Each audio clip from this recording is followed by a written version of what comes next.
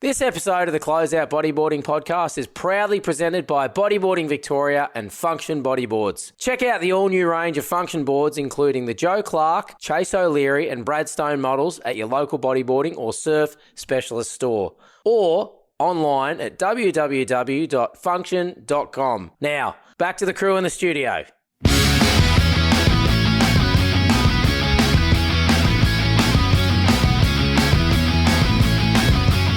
Welcome back to the Closeout Bodyboarding Podcast, an audio experience where a few really good mates sit down to talk about all things bodyboarding, what we've been up to of late. Today we're coming to you live from South Australia, and joining me as per usual, Shane Britton, Chris Watson, and also very special guests, Michael Jennings. Welcome, boys. Hello, Benjamin.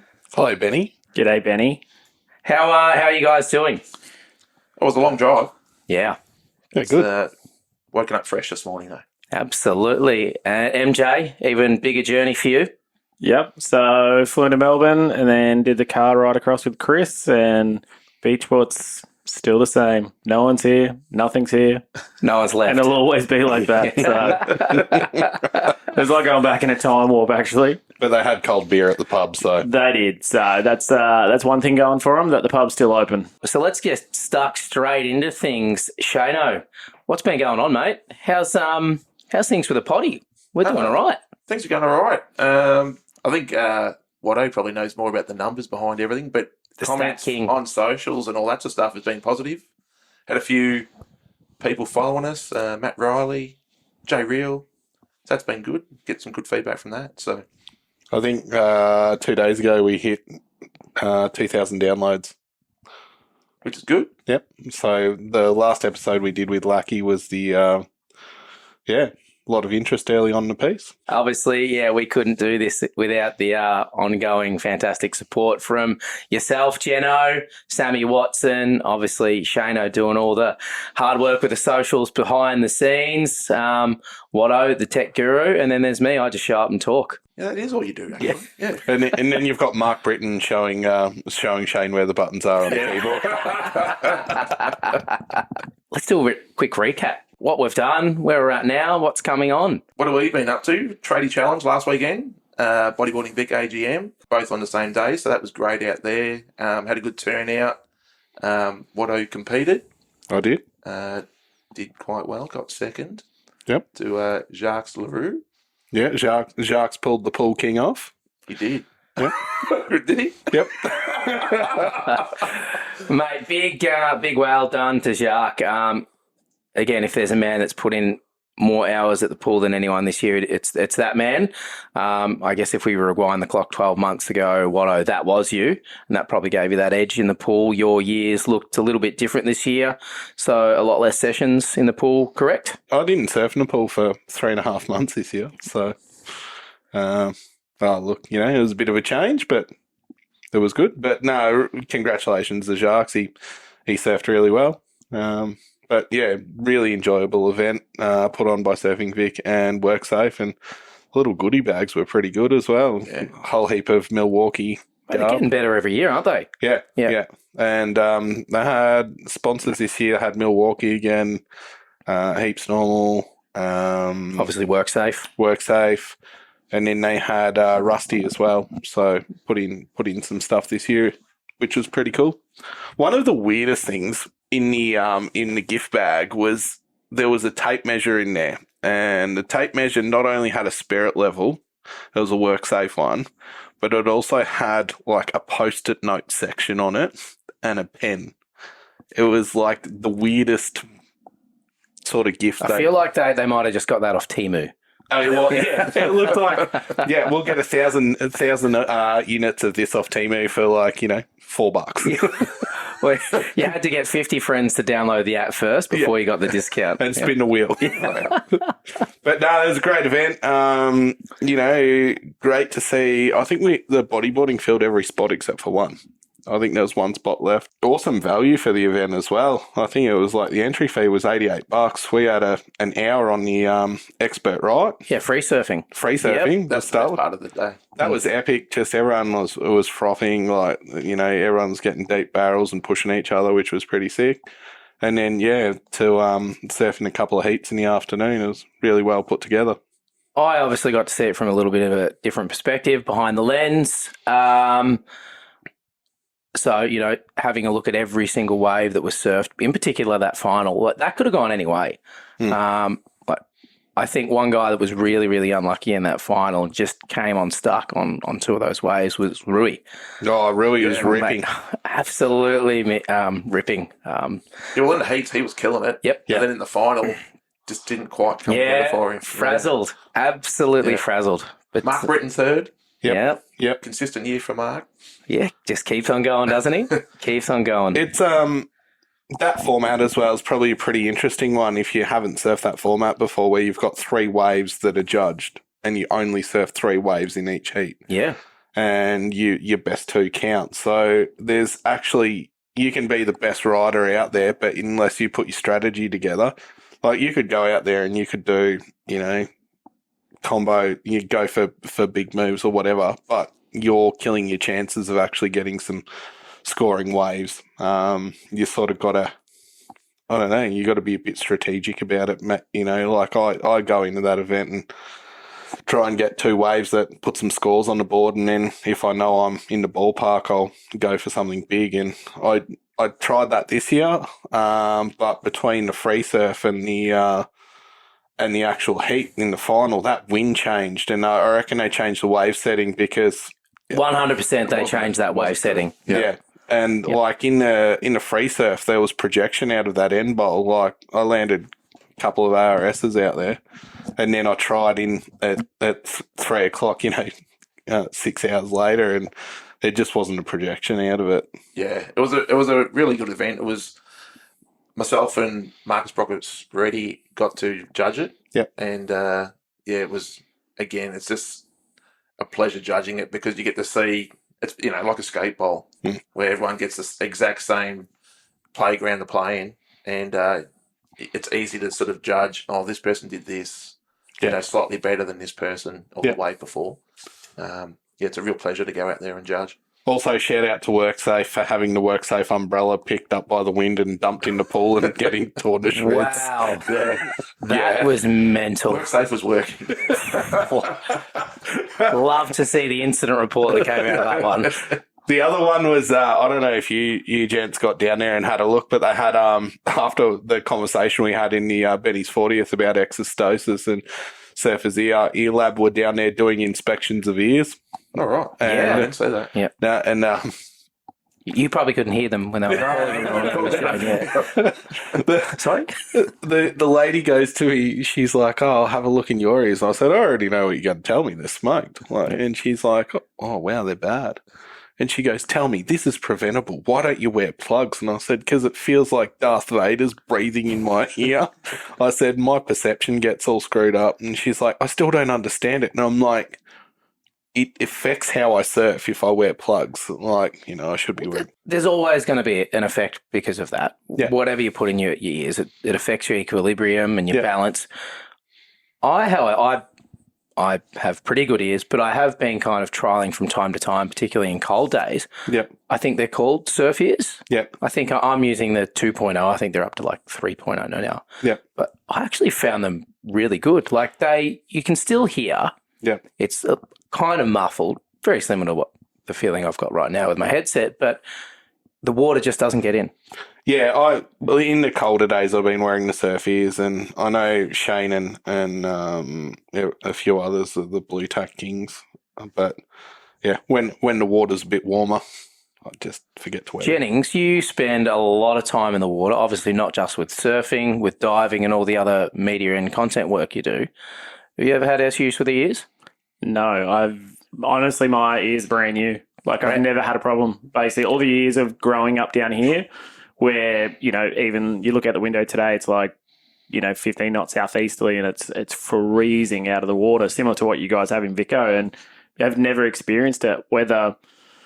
It doesn't matter how much time I spent in the water, but even in the Goldie, I would have thought, I do a lot of stuff up in Airlie around the Whitsundays where it's a lot warmer water as well. And I don't know, is it just cold water that affects it, or is it just water in the ear in general? It's the cold wind whistling past your ear with water in it. But like fishermen get Say it that as well. 3 times fast. Maybe it's just because I've got more inside my head than you guys, and then Oh, yours here we is. go. Hey. You're not as well advanced as us. It's an evolutionary thing. We're just trying to protect our eardrums from the cold air and stuff like that. I don't know. Well, I'm usually in the barrel where there is no wind, where you guys are out on the shoulder, like flopping around. Barrel I Dodgers think we Anonymous. need to get a bigger headset for MJ's head. These don't fit. Mental note, bigger cans for MJ. So, with the success of the Tradie Challenge, and then, there being another pool being built in an interstate location, do you reckon there's ever the possibility to have a Tradie Challenge tour, like a series or a tour? Yeah, I think so. I think it's about getting the support from Urban, and because different. it's so expensive. Yep. The only reason, that's a government-sponsored event. Yep. So, yeah, and that requires that sort of dollars to actually hire out Urban for the day. Before Urban in Sydney is open, shout out to those guys if you're listening. Take note. It's a fantastic day for everyone. Everyone enjoys it. Basically, everyone walks away with a big smile. So maybe it's a pathway to look into to, obviously bring back to the sport, but, have an enjoyable event at the pool as well. The Sydney one out at Homebush, I think. Yes. Yeah. The old Olympic area. Yeah. The one thing I heard that is actually really good for Homebush is accessibility. Yeah. So public transport. There's basically a train you can jump on straight from the city and head out, which is fantastic. Not that urban surf in Melbourne is that It does bad. like that, though. Yeah. Yeah. I mean, if you're getting from the airport, it's easy enough. I was going to say a little tip for anyone coming from interstate for urban in Melbourne. No, don't tell them. If you catch the car park bus to the furthest car park, you can walk out of the car park, cross the road, and You're there. Yeah, you're into urban. Just probably another thing. Putting Uber drivers out of business, mate. Last time I tried to get an Uber out of Melbourne, there was I got an Uber, but there was the taxi like demonstrations, like they were protesting about all the spots there. But just on that, like events at Urban, I think we've discussed this in the past. Trying to hold an event at Urban can be difficult because if you've got to judge it, there's so many waves, and then offering value to the riders as well can be a hard one. And sort of we're toying with the idea at the moment of possible like a digital series where, we open a window and you submit a flow state, a clip, and we judge it. So for anyone at home that doesn't know what flow state is, can you just run through what flow state is? it's the CEO, Luke Wallace, keen surfer in the pool, and he's developed a program that uses AI that will record every wave in the pool so people can go in afterwards and buy their session for $20 or $25, I think it is. I had the thought after the free surf in the morning. Yep. There was a couple of guys DKing it Yep. in the morning. I reckon it'd be a great place to have an event for DK. Yeah. Because it's every wave is exactly the same. Yep. And there's a left and a right. I mean, it would be good, I think for the DK crew to be able to surf both. Yep. And you have 3 on one, 3 on the other, and get judged that way. But it'd be a great sort of event, having a DK event there, I think. Yeah, I think so. Yeah, absolutely. Absolutely. And look, I've seen plenty of the stand-up events there. They've had ABBs. I attended the WSL, like QS 1000 last year. They had the first one in a pool. I think there's another one. I can't remember what date it is, but there's definitely another QS in the pool this year. Boost Mobile have an event coming up as well, an air event there. Yeah. One of my favourite promotional events that I saw there was in the early days when I think a little bit more, cowboy tactics at the pool when they generally had the wave pumped up where it realistically should be. Yeah. And they had a Red Bull event there and they put a rail in the pool. They had skis and Julian Wilson. So I had literally people, like humans, holding onto this rail and trying to get Julian to, chop hop onto this rail to a lip slide, which is obviously insane. But if you have a look at the outtakes of that, it was diabolical. It was almost worse than it was probably worse than the umbrella incident. Like this thing was just... Why didn't they set up and weight it down? Sorry? It just moves. Every time there's a wave, like it pushes it sort of thing. And then if it's anchored, it's even more dangerous because then, say if he went to rail slide and hit it with impact, if it's not fixed down, basically it will move with him as well. So there is a little bit of momentum. If it's fixed down there and he hits it, then there's probably more impact to him hitting it because it's anchored. But we were yesterday in the car ride over, you mentioned basically the setting and, what it used to be. Chris and I were having a conversation on the way over. How would you guys feel about if it was, if you had the accessibility to surf it on what used to be, beast mode, mega, whatever it is, would you, if it was allowed to use, but you had to wear a helmet, whether it be a gaff or a padded, which Koa does, just so then there is that safety, would you do it? Absolutely. Yeah. Well, the other thing is as well, we've got to remember is they can't run beast unless it's offshore and at least Exactly. 20, I think it's 10 knots or 15 knots. We've had the conversation, like when we've done bookings before, stack of times we're like, we want to run beast. And if you run beast without that offshore wind coming in, pushing it up, it's just diabolical. And the problem is you get too much water on the inside and it's moving around, turns into a washing machine. And look, there's been a few conversations about, I guess that the helmet thing. I know a fair few people that are wearing helmets at the moment. Rui was wearing one on the weekend. Yeah. I've tried those ones before, the DMC ones. Yeah. Yeah. I mean, Donnie kind of modelled them off the rugby helmets. Yeah. So that's what Koa Smith wears, isn't it? Yeah. Yeah. That's it. Yep. But what I find very interesting, I've probably done, I'm going to spitball here, I reckon I've surfed out there probably 200, 250 times. Never hit my head out there.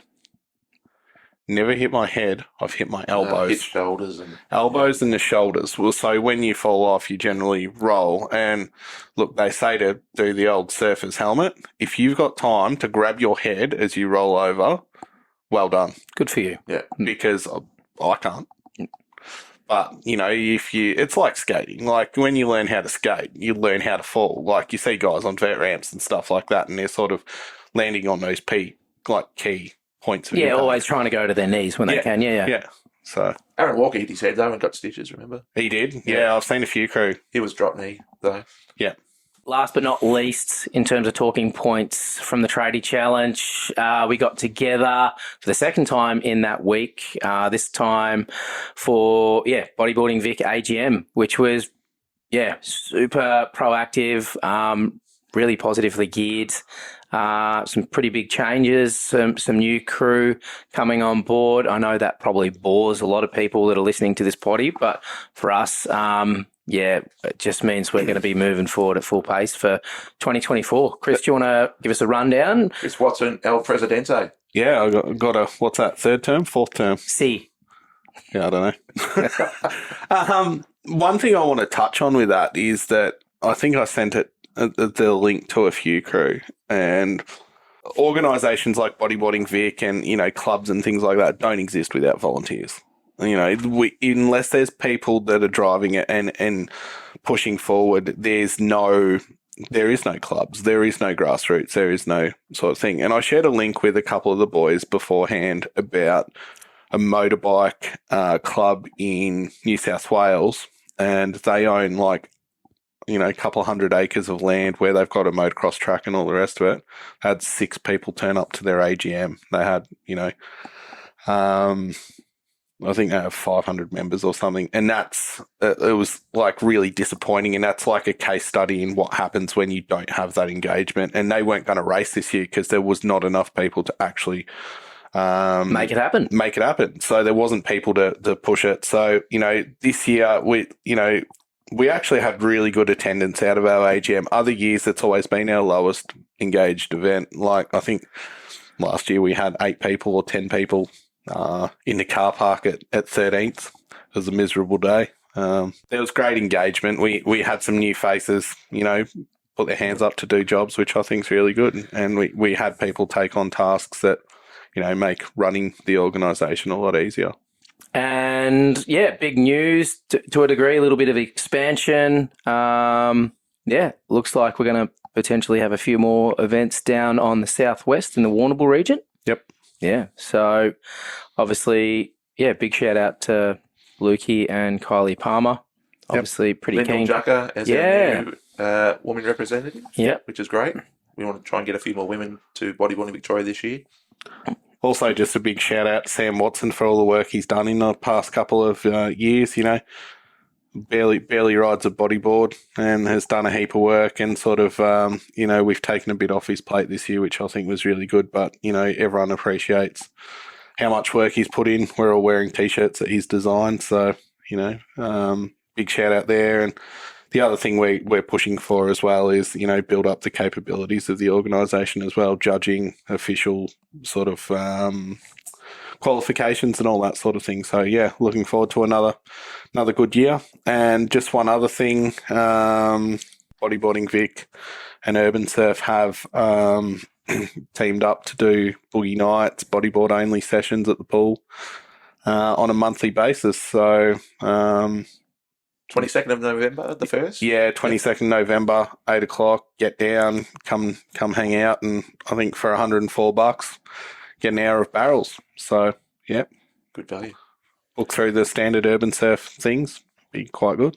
I guess Urban Surf members can use their privileges for that too. Is that correct? Yeah. So that's a big first as well. Yeah, that's epic. So if you're an Urban Surf member, you can use your entitlements to book in as well. But, be a fair few crew, getting barreled.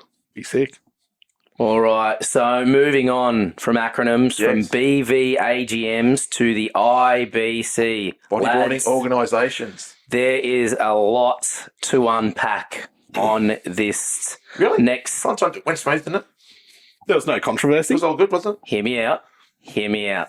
Yeah, first and foremost, obviously the IBC is now wrapped up for the year, newly crowned world champions in both men and juniors, and women. I mean, they got waves. Seem to be a lot of happy faces, but there also seem to be some not so happy faces. Who wants to start this one off, lads? I'm looking at you, Shane. Oh, okay. You've got the pen in your hand. All right.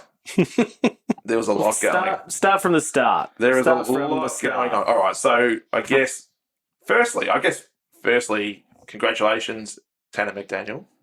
Well deserved, without doubt. And also to the junior champion, hopefully say his name correctly, but it's Michael Yancey from Peru.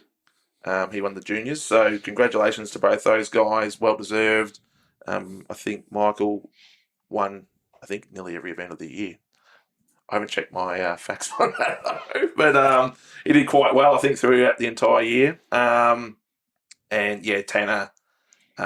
definitely well deserved after the events I've seen this year. So consistency wins.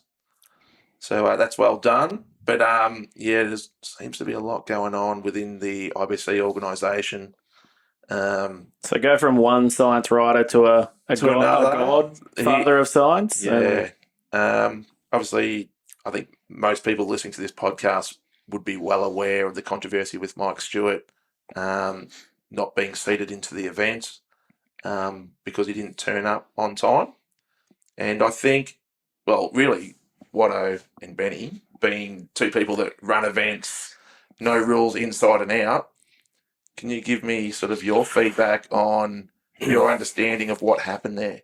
So I've kind of reserved judgment for this. I've been pretty neutral on this up until this point because I knew we were going to discuss it. So first thing I did when this happened was I went and downloaded the IBC rulebooks.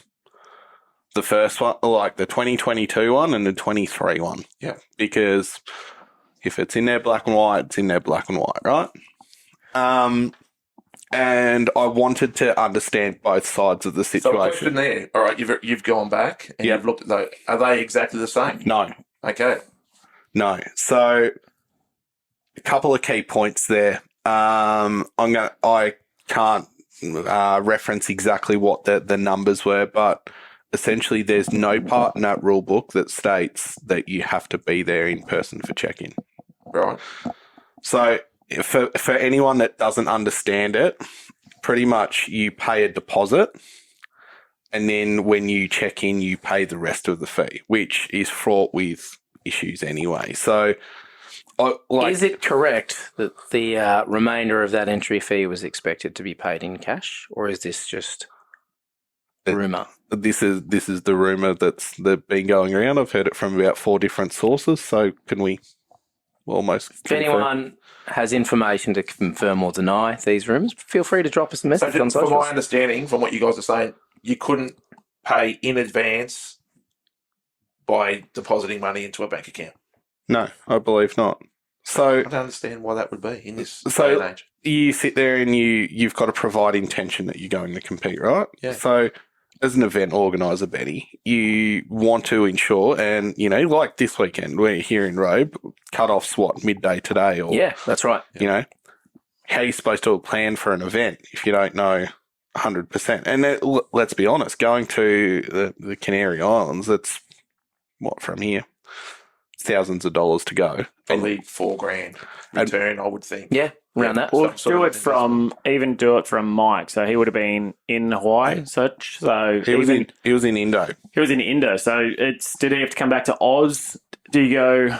Either way, yeah. So from what I understand, Mike was in Indo and he registered intent to go, and he made contact with the organisers and said, I'm going to be late. This is what's happening. And he's like, should I still come? And they're like, yes, still come. And so he gets halfway around the world, rolls up, and because he missed that briefing, they decided to take it back from round 4 to round 1.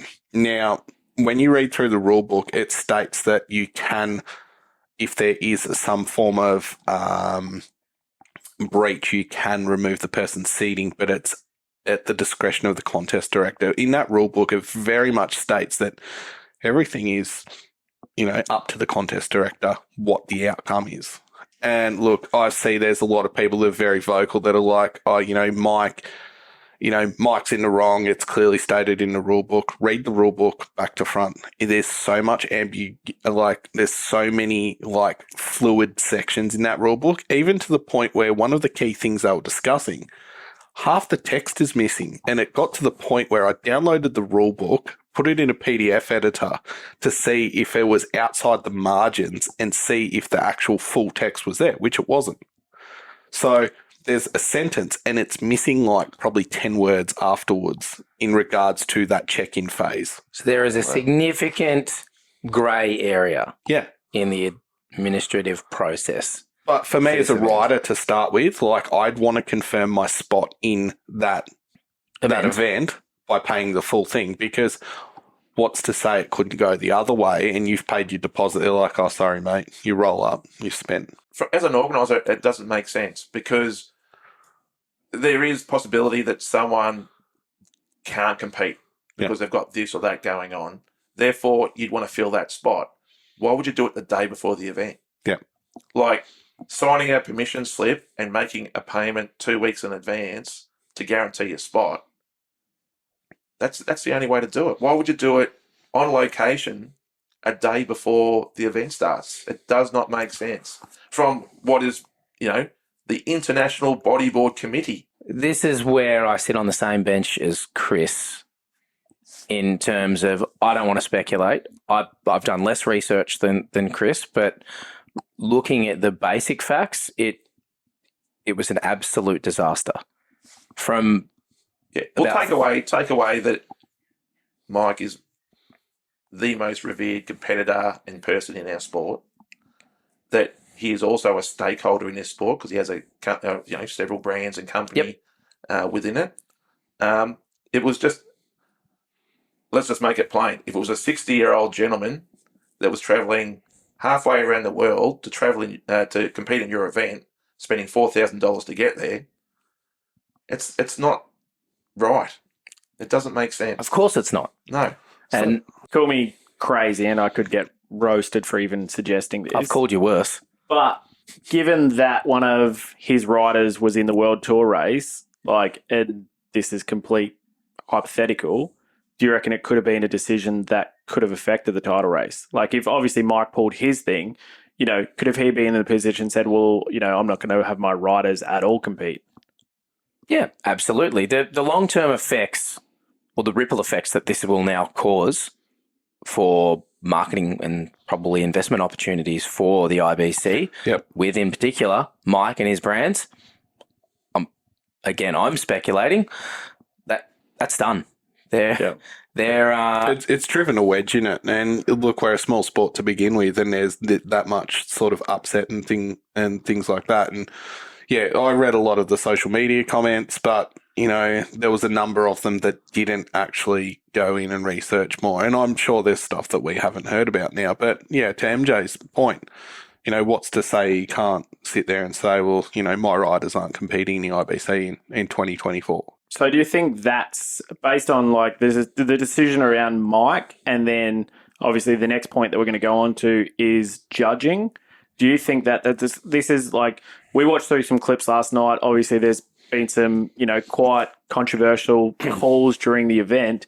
Do you think that it's going to come to a point where riders aren't going to compete in Fronton based on, their integrity to their riders, basically the calls of judging based on international versus local riders? Do you think it might even just become a locals only event, which it was at one stage, where it was just basically, it wasn't part of the world tour. It was a sanction or a specialty event, which was outside the world tour, and an invitational. Yeah. But that's really the IBC's decision. Are they happy with the way that event went down? Because, as you said, we sat and watched it last night, and we were poking holes in all the judging. There was massive discrepancies across the judging. There was an incident with the two twins that got taken out of the event. Oh, the Silver brothers. Yeah, apologies. Just on that as well, just quickly, is that this event, it's 14 days? Is it the period's 14 days or something like that? 10, I think. 10? Or was it 14? Because it started on the 14th, I think it was, and it rolled all the way up to the 14. So you expect people to be there for the whole 14 days. Yeah. No, they expect them to be there 2 days early, because one day was to check in. Yep. The next day was a pre-party. No, it was a rescue. The course. Yeah, the course day, to make sure everyone was going to be safe out in the water. Mike's the most revered waterman across bodyboarding, surfing.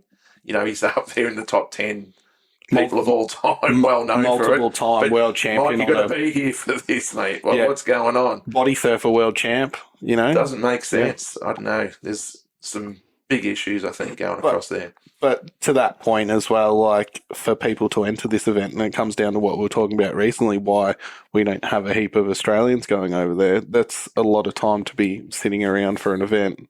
Yeah. And you're expected to attend everything. Well, what they're trying to do is bring a WSL ethos to an event that cannot afford it. Yeah. Yeah. They cannot afford it. You are in the WSL, if you come last, you're guaranteed a paycheck. Yes. Yep. To cover your costs. In the IBC, you are not guaranteed any money until, I don't know, actually, to be honest, what round you actually start getting paid at. But it doesn't match what the WSL is getting anyway. If you're demanding that they have to be there to check in one day, and then you're doing a training course the next day that no one's getting paid for and to be around, but it's cost them, at least 2 nights in a hotel to be there. Yep. On top of the travel costs. I know there's definitely people got to be looking at it and going, is this really worth it? Yeah, it absolutely. There will be. You'd sit there and go, is it worth me attending that? For the extra costs and all the rest of it. One point you just raised there was they're not the size of the WSL. The WSL obviously has a fair bit more money behind it, prize money and all the rest of it, and the infrastructure. And you're right. Once you get onto the CT, you're that CT, or whatever they call it now, the Super Tour, or that top level, but you're guaranteed some form of money in that. But you'd be expected that if you are qualifying for the World Tour based on sponsors and backing, that you've got the money to be able to be at those events for that time as well.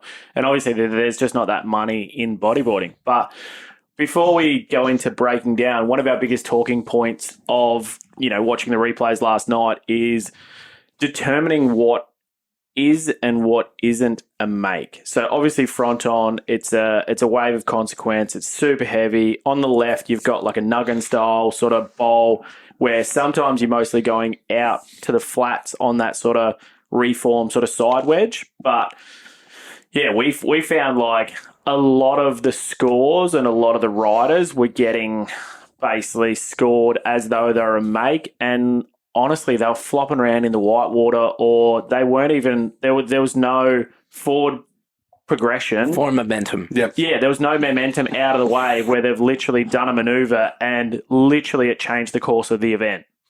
Well, Yeah. there seems to be an unwritten rule there that when it's really big, you're not necessarily going to make a move. And so they make a judgment based on that. But for this event, it wasn't big enough. No, It- it was far from all-time front on. You could easily make waves. So what The- judges then?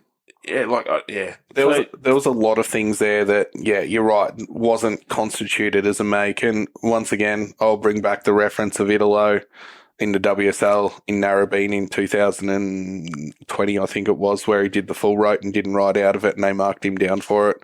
This event was the complete opposite. There was some moves where, you know, they're floundering around in the whitewash, and, you know, one comes to mind is the wave of Robbins with Robin Legro's 2 backflips, Two one backflips wave on the left. against Tristan Roberts. Yeah. Yeah. that second backflip was nowhere near a make. See, the first one was good. Yes. Like, the first one was great. He got it out in the flats. He had forward momentum. Really good Obviously, projection. he kept riding on the wave. Like, in that sort of situation, it's almost more to have a little bit of pride and then just go, yes, pull off.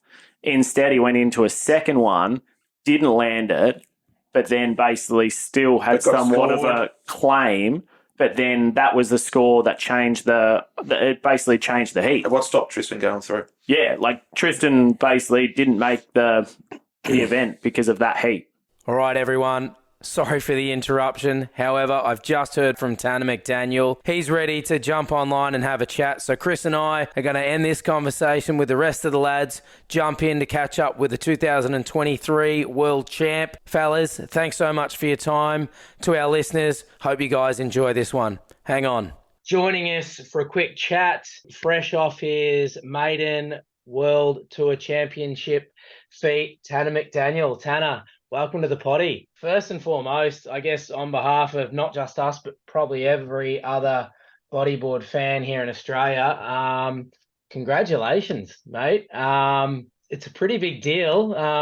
You're now sitting on the same kind of mantelpiece as some great names in modern. You got Pierre, Tristan, Ian, Jared, Jeff, Amori. Oh man, it feels insane. I mean, it's kind of a, lifelong goal realized, lifelong dream. And yeah, it feels really, really cool. It's really pretty special to be, have my name amongst those guys, against the, being up there with the guys I've looked up to my whole bodyboarding life, is pretty special. Yeah. And, those guys in the last probably 10 years, I've become, pretty good friends with a lot of those guys. They're all absolute legends. So, to be up there with them is pretty special. Absolutely. It's we've watched you from a young age, sort of waiting for this time. So you've got pretty humble beginnings. How was sort of growing up in Hawaii? Like, who were your heroes and things like that?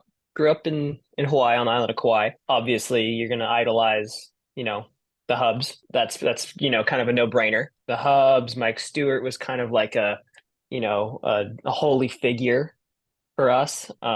He always will be. Those guys for sure. The Boogie Nation guys, like David Phillips, Timmy Hamilton, Jacob Romero, like just to name a few. Like those guys were, people who those were the first kind of videos I got to watch.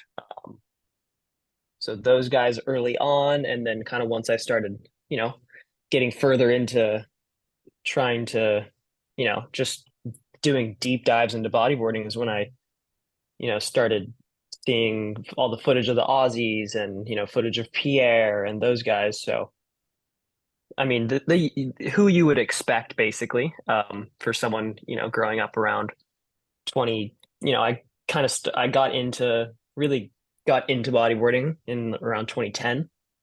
So, the guys who you'd expect someone to look up to during that time frame. Speaking of obviously people to look up to, you by far have the greatest mentor of all time in Mike. How did that relationship form? Was it through grassroots bodyboarding in Hawaii? Was it just obviously for the fact that you were a clear standout for someone your age? And how has that kind of developed over the years? I had started doing, the local competitions in Hawaii. There was a Hawaii regional tour that was running at the time that went to different islands, and I would do pretty well in those events. I went over to the Big Island of Hawaii, and competed in my first event, and I actually think I made the semifinals in like the under 18, and then I won the 12 and under division. Where were those events held? That was in Kona at Banyans. Right. So that was the first event I ever did, and then I just kind of kept following that tour. There was a local event on Kauai down the street from where I grew up. So obviously you're going to be doing that event, and I got to have some pretty fun heats. I did pretty well in that event. I won the 12 and under division, and I just had some pretty good heats in the older divisions, 18 and under. There were actually some science writers in the event that lived on Kauai, and they'd kind of seen me surfing, and they kind of put my name in with the Hawaii rep, Norm Scourge, and basically sponsored me that day. And then, yeah. And then I went over to Oahu with my mom to kind of, meet Norm and meet the team. We met at Sandy Beach to, they were going to give me some boards and fins and stuff, and go and surf with some of the guys there. And, Mike showed up, and I got to meet Mike then, and it was cool. There's a pretty sick, like, old photo of Mike and I at Sandy Beach, like the first time I met him. And that's a pretty cool one to look back on. And it kind of started slowly. I mean, at that point I was just like another like bottom of the team rider. Like, they're just hooking me up with some boards and stuff. And then I kept at it with the competition and was getting pretty good results in those. And at the same time, Boogie Nation actually had asked to film me and, put together like a little clip for me, which was just absolutely massive. Like that single clip, like, really helped me, get my name out there a bit. And when I saw the response, it gave me a lot of confidence to, keep going, because people were like, man, like, I was getting really, really nice, like, comments and just positive feedback. So it really, like, fired me up to keep going. And then I entered the pipe comp later at the start of the next year, when it was 2012 pipe comp. And I went over to surf pipe, one of the smaller days before the event. And I had been able to communicate with Mike a little bit. It was still kind of like I was at the point on the team where you didn't really interact with him that much. But I was lucky enough to, get him to paddle out to pipe with me and kind of show me around. And then that was kind of that. I ended up doing pretty well in the trials. I made it out of the trials of that event and was like, okay, now I got to surf pipe in this comp. And he kind of stepped in then and was like, really took me under his wing to kind of help guide me out around in the lineup. And, he paddled out with me during my heat. He was my board caddy. And then it kind of just grew from there. That was kind of the starting point of his and I's relationship. Like, he helped me a lot out of pipe because I would go and spend the winter over there, and he would, he'd pick me up in the mornings every day to go surf that next season. And so that was really cool. And, we just started to, grow the relationship from there. So that was kind of where it started. 2012, correct me if I'm wrong, that was the last time Jeff won a world title, yeah? That is correct, yes. Yeah. And how was your, I guess, relationship with Jeff at that time? Again, being another Hawaiian surfing pipe and obviously being a pretty significant figure on the world tour. man, I was still just starstruck by those guys. Like, like I just would be fully like the cat had my tongue every time I'd be around them. Like Yeah. I couldn't. They were like superheroes to me. So like I was a pretty shy kid, so that was even like increased even more because like these guys are my heroes. Like, what am I going to even say to these guys? So then everyone was like always super cool and super supportive, like this whole time. Everyone has been, all those guys. But those guys, I was like, I couldn't even like, I could barely like interact with them without like, fumbling my words and just going mute, basically. I was gonna say, you just mentioned about, having Mike as a board caddy. That's like something that, dreams are made of to start with. Like that's huge. Yeah. Oh man, it was so cool. I love looking back on those photos. Like there's some really cool shots of us like, walking down before the heat and he's like sitting there holding my board and it looks like a kickboard on him with him. And yeah, it's cool. Yeah, it was pretty. I mean, that whole event was like such a whirlwind for me. Like it just everything happened so fast, and I like, yeah, I don't know, a pretty crazy experience, especially for like a 12-year-old. Absolutely. So tell us a bit about your year, like what sort of preparation you did, schedule, challenges, like, are you on the same equipment this year as other years? Tell us a little bit about that. I guess I'll start with the equipment. I mean, I haven't changed my board shape too much. I've been kind of riding the same. I basically found what feels like kind of the magic board for me. And I've basically just said, like, don't touch the shape, don't touch the size, don't touch, like,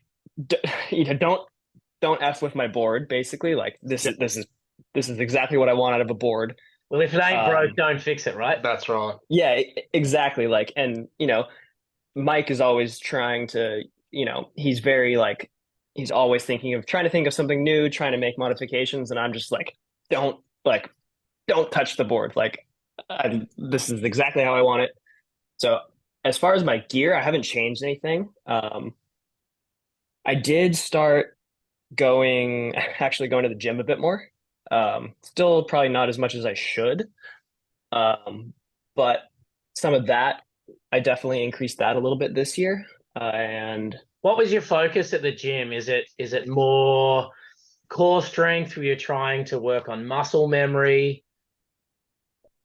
I was honestly really just trying to put on a little bit of weight.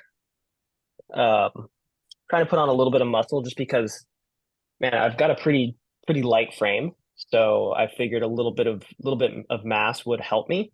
It's really hard for me to put anything on. So I would pretty much be able to gain a little bit of weight, a little bit of muscle, and then I'd go on a trip and I'd lose it all. So you can borrow some weight from Chris or myself, mate. Yeah. If you want some weight, yeah. I'm more than happy to give you some. I've got the problem. Yeah. No, I know. I could use a little bit. So that was one thing. And then, trying to maintain flexibility and just feeling, confident and stable in my body was, kind of the goal. And that was kind of the main change. But prior to you kind of hitting the gym, did you have any niggling injuries, or were there parts of your body or strength that you felt just not 100% confident in, I guess, pressure moments in heats? Yeah, so actually a year and a half ago in Panama during the Bocas del Toro event, I actually messed up my shoulder pretty good. I hit the bottom really, really hard, and it wasn't a tear. It was more of like a slight strain, and like I pulled it pretty good. So that was something that I kind of dealt with all of last year, and it still was lingering into the start of this year. Like I'd have flare-ups of it where if I was surfing hard for like 2 weeks, my shoulder would be really sore from landings and stuff like that. So that was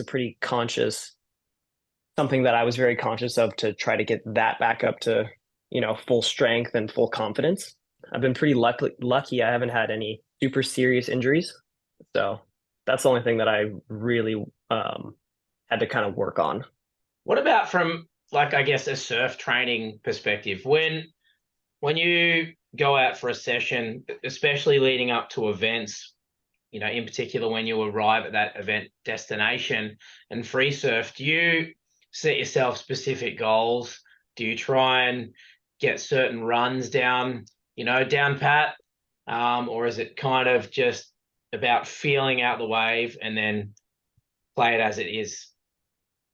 Yeah, I mean, I try to just try to connect with the wave a bit. I don't try to overthink it too much because then you're just gonna, you know, for me, the simpler the better with that kind of stuff, you know, just get a feel for the wave. And a lot of the events, like especially Chile, like I've been surfing Eureka I've been going there for, I think, 8 years now. So I'm pretty comfortable out there. I've been to Brazil almost as many times, if not the same.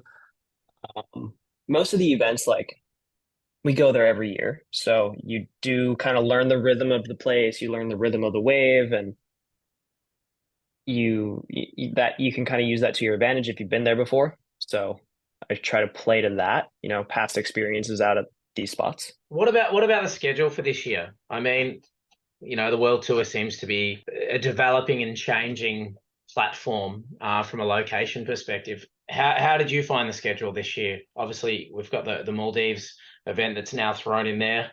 I liked the schedule this year.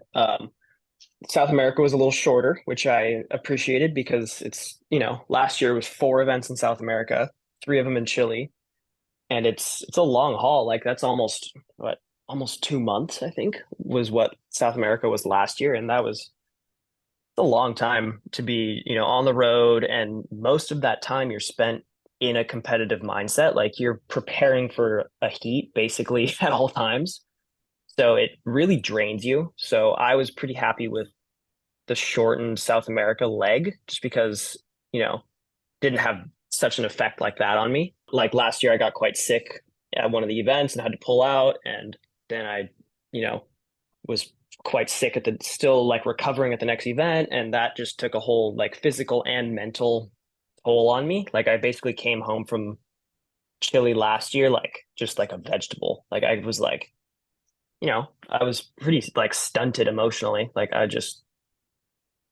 and then so I enjoyed, you know, not having such a long Chilean leg. Yeah. And then, you know, there's a nice little break in between South America and Maldives. So you got to go home and get back in the rhythm here and, you know, get some fun waves and just kind of relieve a little bit of the pressure that had mounted in South America. And then the Maldives was great. And then we had a nice break in between then to Fronton. So breaks in between are pretty valuable. Tell us a little bit more about, the Maldives or Maldives, however you pronounce it. I think every country. I think it's either or. Did you get to surf a lot more waves than I guess the event location when you were there, or you were solely focused on making sure you're in the best physical and mental state for that event? So before the event, we didn't surf anywhere else. And that event is kind of, you can take little day trips to other islands. There are boats. But, you know, the event, because at that specific event, there's 4 divisions or three or 4 divisions. I think it's 3 actually. So they're pretty much running the event every day. So it kind of feels like you're on call every day to potentially compete. Now, I know they're not going to run me the first day or 2 because they have to get through trials and they're probably going to run another round of something. But, you know, every day you're kind of on call and you don't want to leave the area until you get like a for sure that they're not going to run you. So we didn't go do any trips to other islands for waves before the event finished, but we did get to make a little trip to one of the closer islands and we got to surf 2 of the other waves that I had surfed the year prior. So that was really cool. It's, you know, it's absolutely beautiful there. Like it's a really cool spot. And yeah, it was a sick time. It was fun. So the title race this year, talk us through the lead up, some of the rivalries and some of the controversy around it? Yeah, well, I mean, I would say in as far as like who was in the title race, Tristan is probably my biggest, like, I would say rival. Now, that being said, we're really good friends. So I have so much respect for Tristan. He's a, incredible bodyboarder. He's, probably the best competitor of our generation, I would say. Just just the way he searches heats, he's like the most impressive competitor, I think. And that's something that I think I'm a decent competitor. I think I don't play too much into my strategy as much as I probably could. It's just something that I've realized I can't focus on too much. I just have to try to surf. But Tristan, at the beginning of the year, I was ready for a battle with him, and he was in the title race until the very end. Unfortunately, with the cancellation of Morocco, it kind of took his chances out. And I was like, still like, before they canceled Morocco, I was thinking like, man, he's he needs to win one of these events, but if anyone can do it, he's more than capable. Yeah, absolutely. So Sure. he's probably like the guy who I feel like that's the biggest rivalry I have. And then, Moises Silva came in, and he just came in swinging with that win in Brazil, man. That put him right in the title fight. So that was cool to see, kind of a fresh face win an event and, have a shot at the title. Unfortunately, he didn't quite get the results I'm sure he was hoping for after that, but he'll have another crack. And then, I mean, I don't really feel like I need to say that much about Pierre. It kind of goes without saying. Pierre is self-explanatory. Yeah. So, he had me worried. He had me really worried. I mean, he won 2 events this year. He beat me twice this year. At Fronton, based on where you placed, he had to win the event. Is that right? It got close. Yeah, I mean, so the scenario at the end with Fronton was I didn't have to compete at Fronton. I could bomb out first heat, which I almost did. I was pretty close to getting knocked first heat, and he would have still had to win the event. So that did relieve a lot of pressure off of me to perform myself. Yeah, but that didn't relieve the pressure of, thinking, oh shit, like, he's won 2 events this year. It's Pierre. He's won this event before. He's, the most talented bodyboarder ever.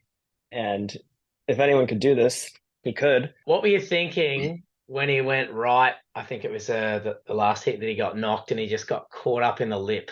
Man, my heart stopped when he went up to hit that. I'm sure you've seen like the footage of like me watching that heat. Like, I think we watched it a dozen times. Yeah, I think. Yeah, we've watched it. I watched it live, and then I think we watched it another dozen times. So, yep. Yeah, we saw you on the edge. Oh man, it was so hectic, and because we had been waiting for 3 days for that final day to start, because I was expecting them to finish it like Monday or Tuesday. Yeah, and then they ran the event on either Monday or Tuesday, I forget which one. They ran me, and then they ran a couple more heats, and they stopped the event right before Pierre's heat. Yeah. And then went on like a 3 or 4 day break. So I was just like, drags it out a little bit longer, doesn't it? Yeah, they just made me stress out for 4 more days, basically. And then, Pierre had his first heat. He won that heat. If he goes on a run right now, like it could happen. He could do it. He's more than capable. But Robin, man, he was the silent freaking killer. And he had a incredible heat. He surfed so well. And Pierre was behind early, I think, and Robin was kind of gaining momentum, but Pierre was like scratching back, like he was fighting his way back. He needed a 9 at one point, brought it back down to like needing an 8 something, and I'm like, man, he's like just chipping away at this deficit right now. And I watched him take off on that right, and I was like, oh, like here we go. This is just a big air forward bowl waiting, just asking for him to hit it. That was from our perspective, again, we're just armchair surfers in that moment. It looked like the lefts had more scoring potential, but in that moment, that bowl that presented itself to Pierre almost looked like the best right-hand bowl that had come through that whole day. Yeah, it was weird. Everyone was expecting, with that swell direction, I think people were expecting the rights to be better that day. And for whatever reason, it was just like firing on the lefts, and the rights were just kind of going fat or kind of shutting down. So, the guys who know the left a little bit better, like Robin he's like one of the best guys on the left out there. He's from Reunion originally. He's lived in the Canaries for some time now. It's kind of a similar situation to Amori. I don't know if he's lived there as long. I'm not totally sure.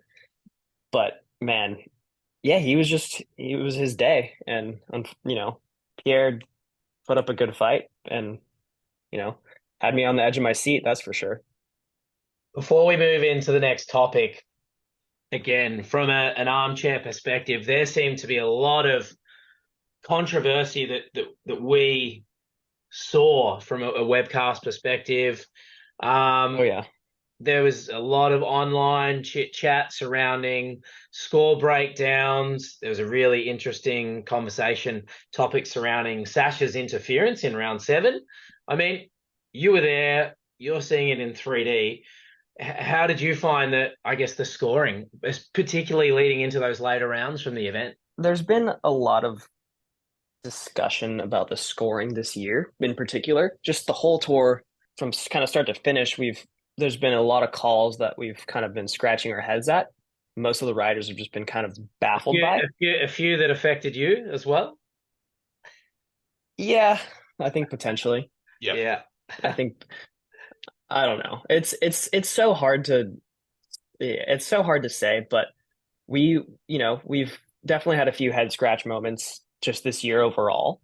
So, Fronton is always a tricky wave to score, especially with the lefts, because they're very picky about like technical lands. Like you have to land in a certain spot in front of the wave, and it's very tricky to kind of judge that. So Fronton would for sure be one of the hardest events to be a judge at, because the wave is so good, and you kind of have to weed out like with those lands and some of the makes on the barrels, and how deep people actually are in these waves.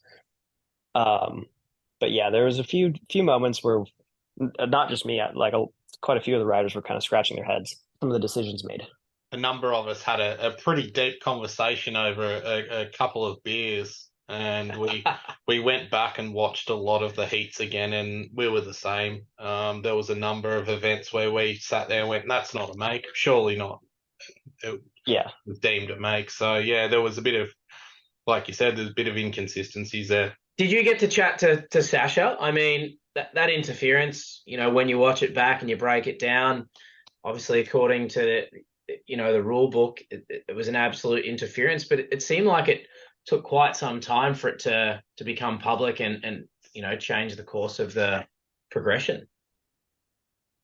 Yeah, so I didn't speak to him personally. I didn't see that happen live. I didn't know that any of that was going on. It was a blink and you miss it moment. Totally. I did see Jan come in from that heat, and he was kind of blowing up about something. I don't know. I just assumed he was, pissed, because I was pretty sure he had not made that heat. And then like a couple hours later, I actually think the decision came 2 hours later, which is pretty wild. That's wild. Yeah.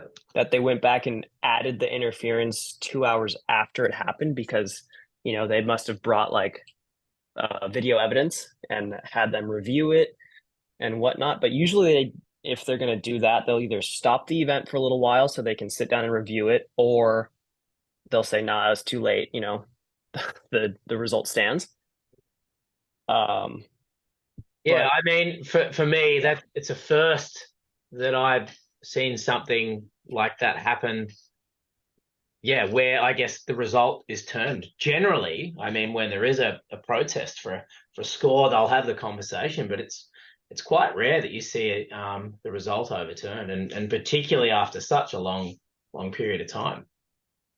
Yeah, yeah. So that was certainly, something you don't see at all, or if not at all, very often. It's funny actually. I have had a heat, had to have a resurf of a heat before Wow. because, it was in Portugal and uh, I was in a man-on-man heat and the rider caught a wave outside of the competitors area, Yep. and so they didn't score it, and they didn't score the wave, and it would have been a wave that maybe made a difference. I ended up winning that heat, and he came and brought evidence of the wave, and I don't know for sure that this is what happened.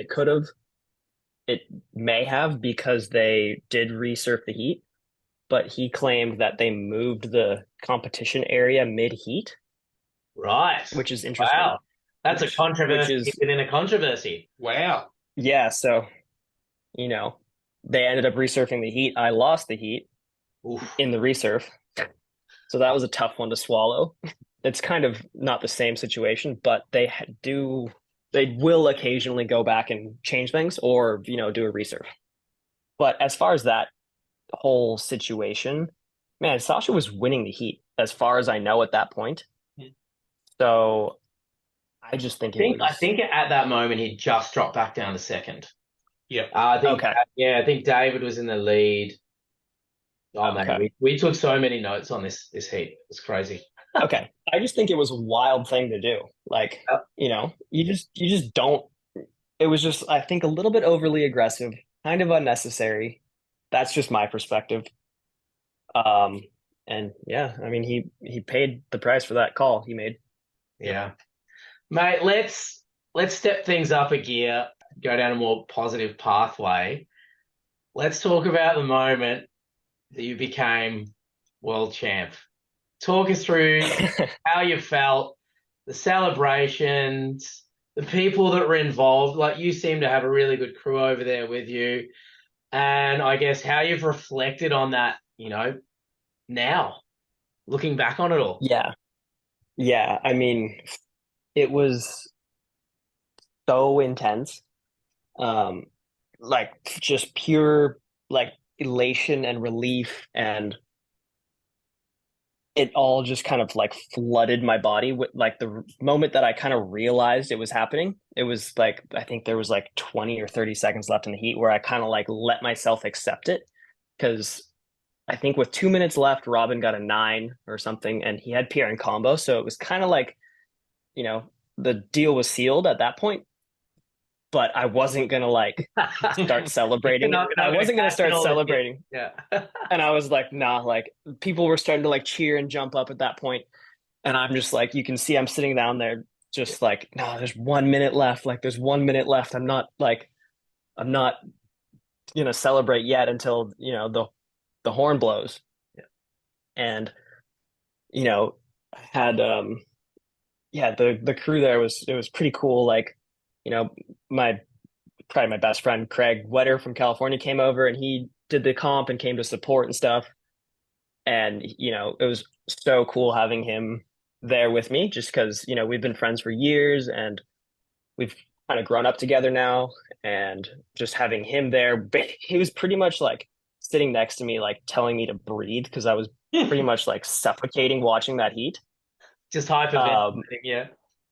Yeah, like just like on the edge of my seat, like just with, couldn't believe it was happening. Or like I also was sitting there like, man, I can't, like if Pierre makes it out of this heat, like I can't go through this again. Like, what am I gonna do?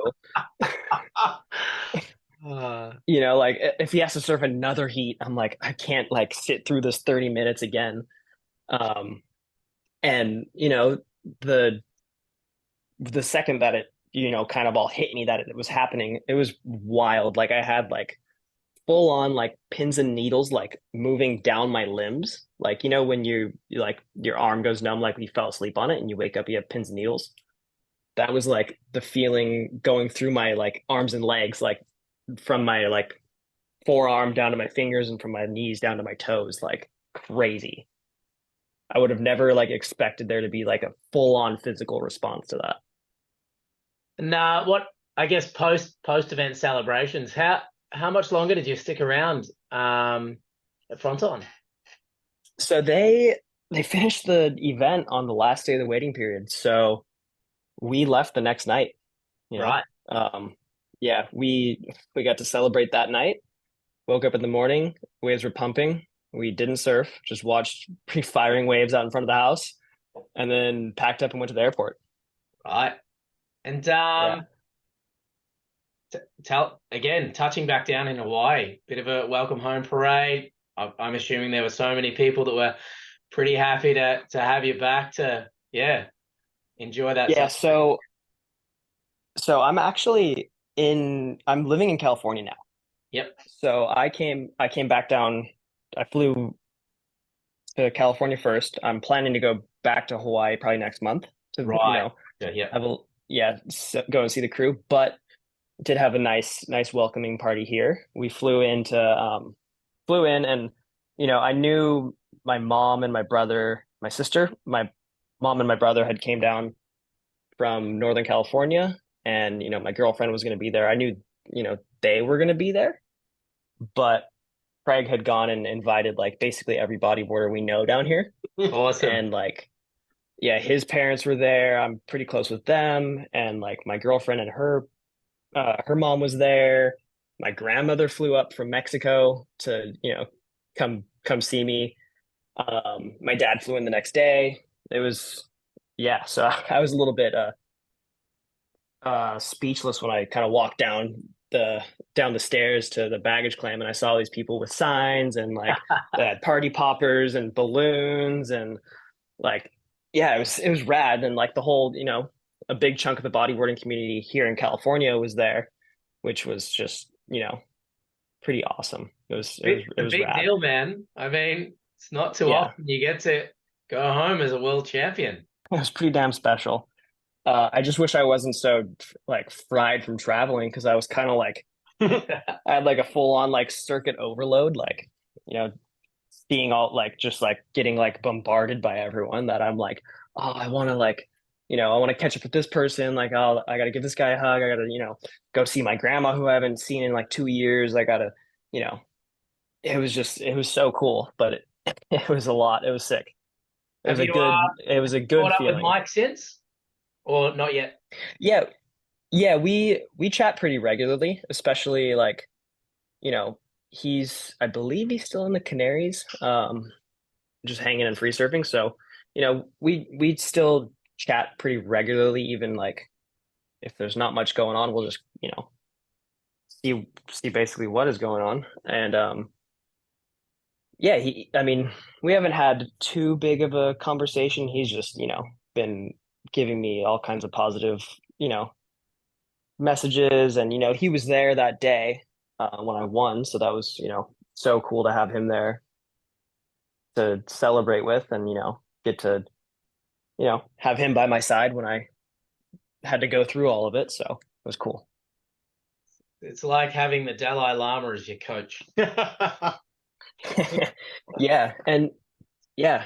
I mean, he's got a lot of knowledge that he has been, very, very willing to share with me over the years, which, I'll always be very grateful for that.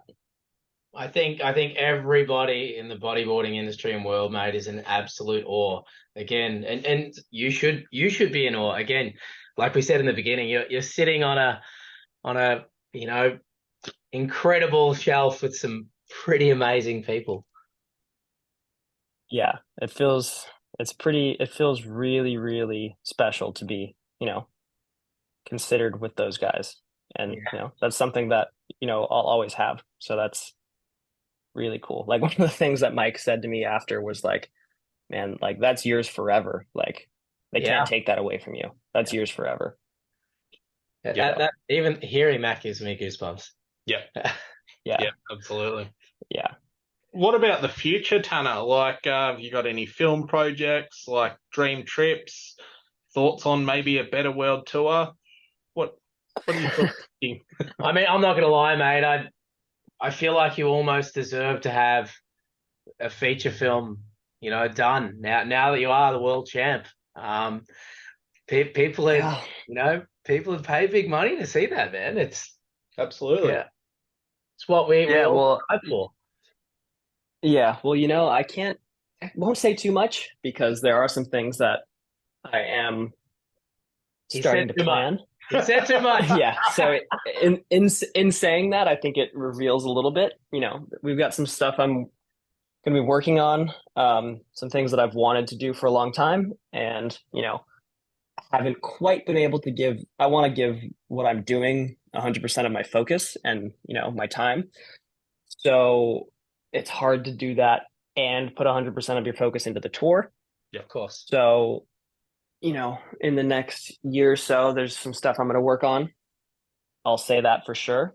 I do want to start doing more free surf trips, going places that either I would love to surf again, or places I haven't been, or maybe I went somewhere I didn't get as good as I want, or just stuff like that. I feel like I am able to do that now that I've kind of accomplished this. That's my next chapter, I think. From a world tour perspective, is there any, I guess, locations you'd like to see come back, or maybe some new locations you'd like to see on the tour that would, I guess, create a new level of challenge for yourself and the rest of the riding fraternity? I think it'd be really good to get an event in Nazare again. Yeah, Like Praia do Norte is such a good bodyboarding wave, and it would be good for like the local, not just the Portuguese scene, but for the mainland European scene. It would be really good to have an event like that again, or somewhere like Super Tubes would be pretty incredible. I don't know, if that is in the realm of possibility. That would be, a dream. Obviously, I'd like to have Pipe back on the world tour again. That would be, well, I my mean, number one I spot. think everybody misses Pipe on the world tour, mate.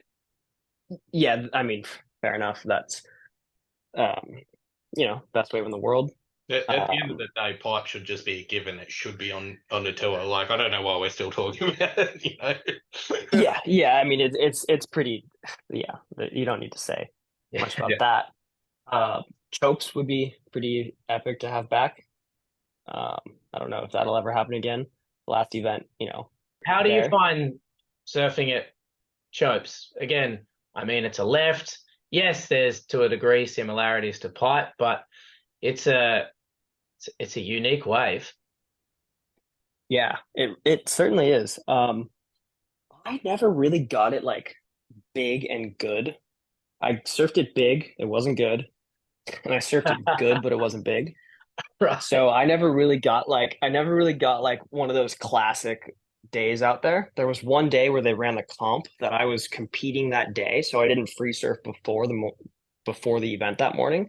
And still to this day, I'm kicking myself about it because the waves were shocking in my heat and I lost that round. And then the waves were bad the next day. Right. Oh, So that's like one of my regrets was not paddling out before the comp that day because it was like 10 foot and just firing. But I was like, no, I gotta, settle down. Like you're gonna have your heat later. Just focus on that. But it's it's as good as they say it is. I've probably got like the best 3-foot wave of my life there. Just like the longest, like deepest, like most perfect barrel. Like just going as fast as you can on a bodyboard. And it's pretty, I mean, yeah, it's as magical as they say, and you would imagine it is.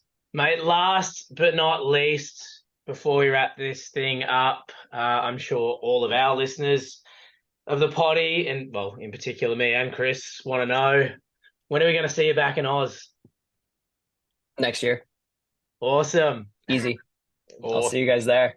I don't want to say, well, no, I'm coming. I'm coming back to Oz. Beautiful. It's been too long. I need a reunion. I think we better meet up and we'll get Shane on board and do another one. Yeah, sounds good. Yeah, let's do it. Yeah, on behalf of all of us here at the Closeout, congratulations on becoming the 2023 world champ, mate. We're super proud and super overwhelmed to see your name at the top of that leaderboard. And once again, thanks so much for taking time out of your busy schedule to have a chat to us. And yeah, we wish you the very best for 2024 and beyond. Yeah, well, thank you so much. Thanks for, chatting with me. Thanks for the kind words. And yeah, thanks for the support. And I'm stoked to be here. I'm stoked. I'm just frothing at this point. Like, yeah, I'm psyched. I don't think this feeling's going to wear off for a very long time, mate. No. I hope not. I could get used to this. Yeah. I was going to say that big trophy in the middle of the mantelpiece, it's not moving anywhere for a while. Oh, no, I've got it on my bedside table. I'm looking at it right now. Oh, that's awesome. All right, mate. Yeah. Thanks again. Yeah, cheers. Thanks. Once again, big shout out to all of those that support the potty, Shano, Mark, all your brands, to Michael Jennings, Sam Watson, and Rob Porteous, and also to everyone that's listening. Thank you very much. Tune in again next time. Plenty more to come.